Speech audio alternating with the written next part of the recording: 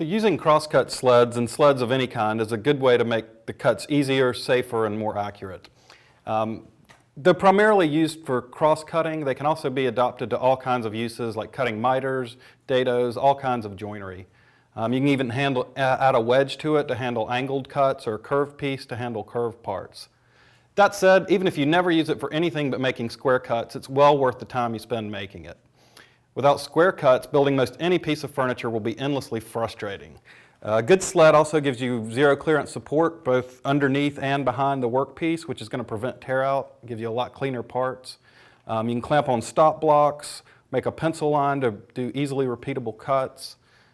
It's actually a pretty simple jig. It can be outfitted all kind of different ways, but the basic sled is nothing more than a base with a fence at the front and back, and it rides in the two miter tracks on your table saw. The first one you want to make is the crosscut sled. This is going to be used primarily for right angle cuts. So the key to making a sled that runs smoothly is the runners, because they're going to run in the slots here, and you want to use the most stable material you can find. You can buy aftermarket runners that are made of either metal or kind of plastic, but they're pretty easy to make yourself. You just want to make sure you're choosing the right wood. What you want to look for is a flat sawn board in a pretty stable species. This is an oak, this is red oak. Some of the ones I'm using are white oak. It's a pretty stable wood. If you find a flat sawn board and you mill it to this width, to the width of the opening, so that it slides in here, what you wind up with is grain that runs this direction. So it's quarter sawn, so the expansion is going to be this direction, is going to be very little. What that means is in 6 months from now, when it's winter or summer and the humidity's changed, the thing will fit just as well as it does or close to it. That one's a little undersized, so I've milled up some others. These are white oak, and you want to look for a fit. It's smooth, there's no play back and forth. Runs smoothly in there, and then you're going to want to chop them to width. They're going to sit in the slot, but you don't want them to bottom out in here. So I'm just going to measure that full depth and then set the fence to cut just about a 1/16 shy of the depth. And I'll chop a couple of these out.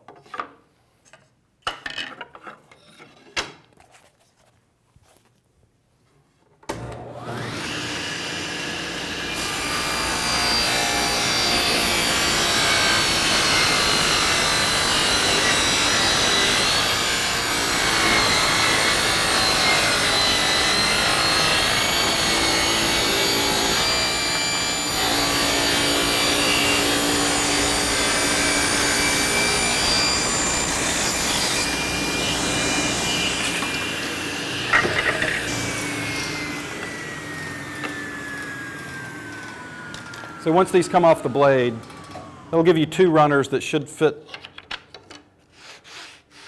smoothly in the miter gauge slot. They're not rubbing at all.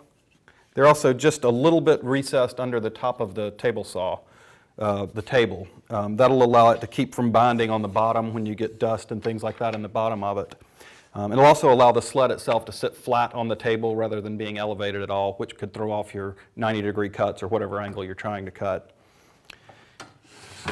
So I've left these a little long at this stage. At this point,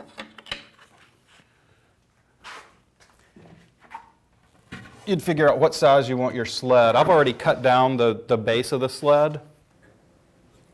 I'm not even sure what size this is. It's about 2 feet by 30 inches, about 2 feet this way and about 30 inches wide. I usually center mine on the blade. It's not critical.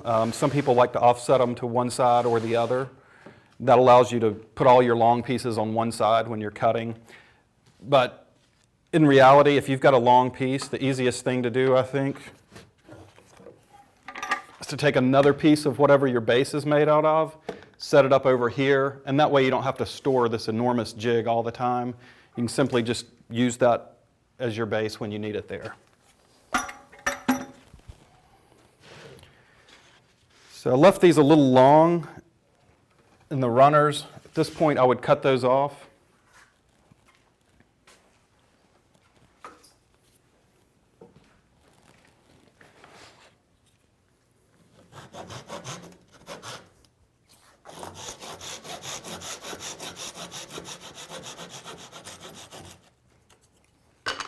I like to leave just a little bit of extra material on them.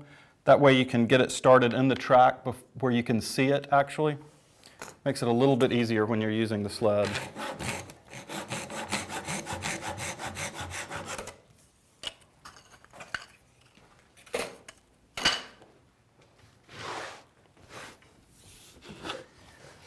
So now what you need to do is attach the base to the runners.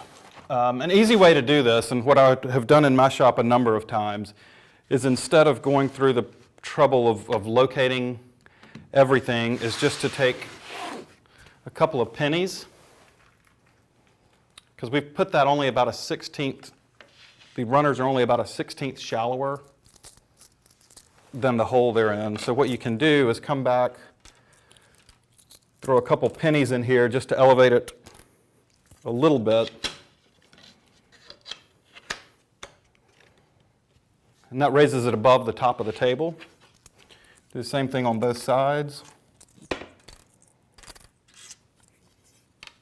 If you really want to make your life easy, just do that. Put your fence back up.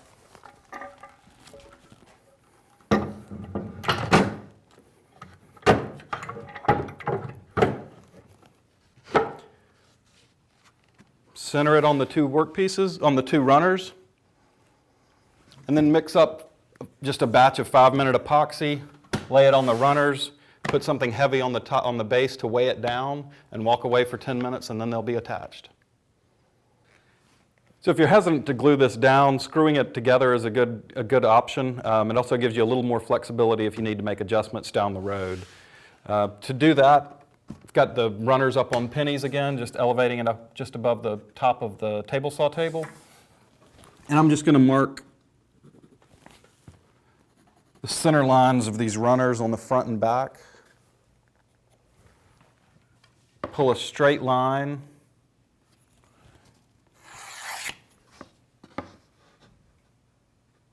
And this is just to guide a few screws that I'll screw in from above to hold the runners in place. Got a countersink set up.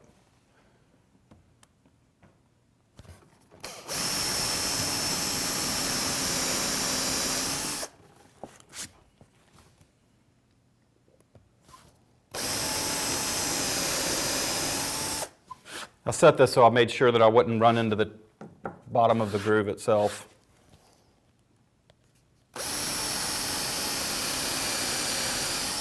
So I'm just driving the last screws in here, through the birch and back into that oak runner. So what I'm using for this is 1/2-inch Baltic birch plywood. It's my latest choice for most of the jigs around my shop. Some people prefer MDF, and it does work well. It tends to get beaten up. I used it for a long time. I've switched over to Baltic birch. Lately I'm having better luck with it. Both work fine. So after you get these runners attached, unless something's gone horribly wrong, you should be able to pick it up and they stay attached. Collect your money back out of the slots.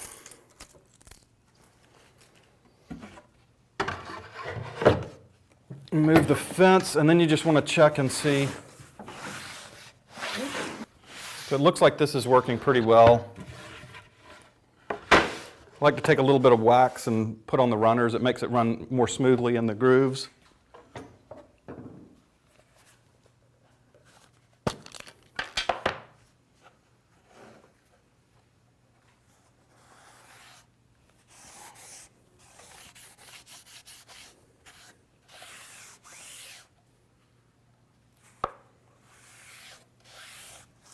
If you do notice some tight spots in it, you can use a card scraper. A card scraper is a really good way to take those down. Sandpaper's tough because it wants to fold in the corners, and you can get 75% of the runner trimmed down, but the bottom little bit is what's going to hang up on you. Card scraper does better at getting in those tight spots.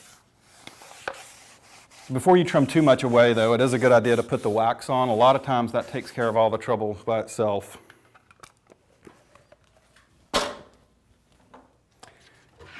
So once that's done,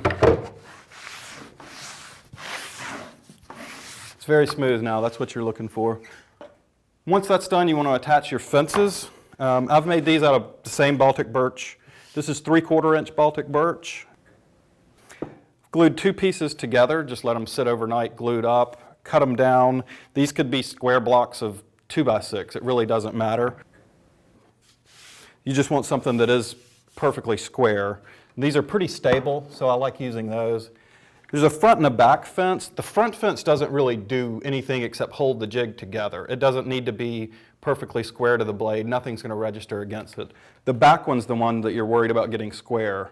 So what you can do is start by attaching the front fence and cut halfway through the sled and then attach the back fence. So I'll work on the front fence first.